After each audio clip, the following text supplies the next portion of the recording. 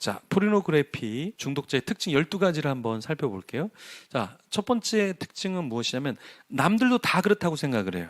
나만 그런 게 아니라 호기심에서 이렇게 하는데 나만 그런 게 아니라 다 그래. 약간 이런 생각이 좀 있어요. 네. 두 번째, 음란물을 이렇게 숨기고 자기를 고립시켜요, 계속해서. 네. 세 번째, 수치심을 느끼고 괴로워해요. 네. 근데 또 이게 태연해져요, 나중에는. 뭐 나만 그래? 다른 사람도 그런데. 이게 뭐가 문제라고, 뭐가 그렇게 잘못됐다고 이렇게 생각한다라는 거죠.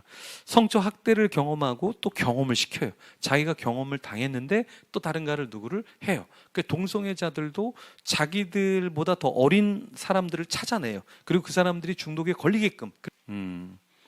자, 결혼이 늦어지면서 자연스러운 현상이라고 이야기해요. 착각이죠. 네. 그러면은 결혼이 늦어지니까 내가 성중독자가 돼야 된다? 그래서 좀 말이 안 되지. 내가 부자가 아직 안 됐기 때문에 내가 도둑질을 해도 괜찮다? 부자가 되는 게 늦어지니까 내가 갈취해도 된다? 이거는 말이 안 되는 거죠. 또 어떤 거냐면 점점 수위를 높여가는 하드코어가 된다. 이거는 게임도 그렇고 술도 그렇고 중독은 계속해서 가파르게 올라가는 거예요. 일곱 번째는 이성에 대한 왜곡과 성에 대한 도착증이 있다. 그래서 성중독자는 상대방이 옷을 입고 있는데도 옷을 벗고 있는 것으로 생각을 하는 거예요. 그러니까 이게 일반적인 생각을 넘어서서 항상 성적인 판타지만 갖고 살아가는 것이죠. 네. 그러니까 이상한 생각을 계속 하게 되는 거예요.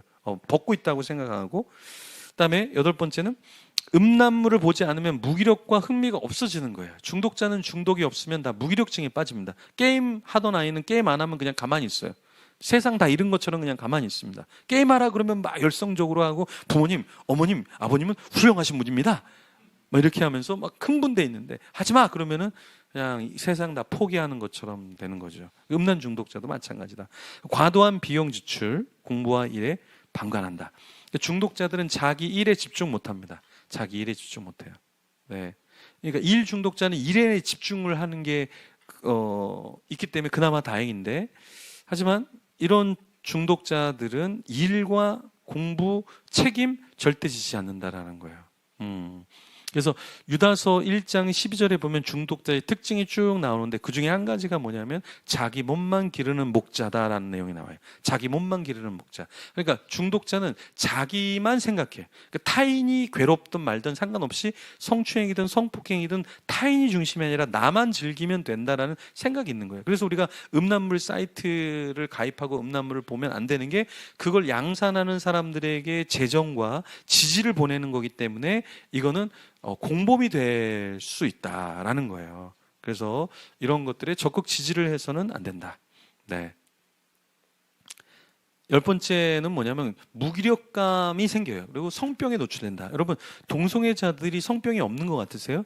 1년에 500명, 1000명하고 성관계하면은 여러분 아무 문제 없을 것 같아요? 성병이 걸립니다. 말 못할 성병에 걸려요. 그래서 동성애 사이트가 있어요. 동성애 사이트. 수십만 모여있는 사이트가 있어요. 거기 가서 보면은 이런 글들이 올라와요. 나 오늘 동성애 처음 했는데 이렇게 성기에 뭐가 생긴 것 같아요. 저 오늘 처음 했는데 에이즈 환자랑 한 것 같아요. 어떻게 하죠? 두려움이 있어요. 염려가 있어요. 성병에 대한 문제를 다 제기합니다. 겉으로는 아름답다, 사랑이다라고 얘기하는데 이 사랑이 난잡하게 찐방 같은 데 가면 하루에 몇 번씩 성관계를 하잖아요. 어두컴컴하게 해서 찐방에 그렇게 해서 아무도 모르는, 신분이 어떤 사람인지도 모르는, 에이즈 환자인지 무슨 성병에 걸려있는 사람인지 알지 못하는 사람하고 몇 명과 성관계를 하고 성병에 안 걸리는 게 기적이죠. 근데 대부분 이 성병에 노출이 된다라는 거예요. 근데 대부분 이런 성병에 걸린 사람들이 또 부인에게 넘겨주고 부인은 또 남편에게 주고 이게 문제라는 거죠.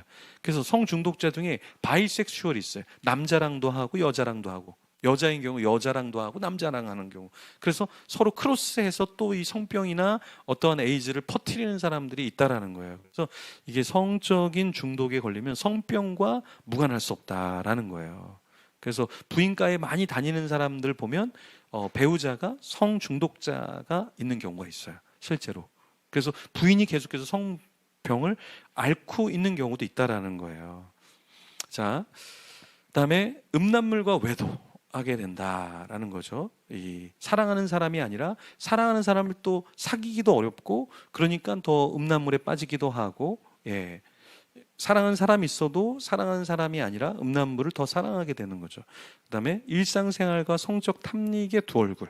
그래서 겉으로 보기에는 괜찮은데 성적인 탐닉에 빠져버린 사람. 이게 두 얼굴로 나중에는 바뀌어 버린다라는 것입니다.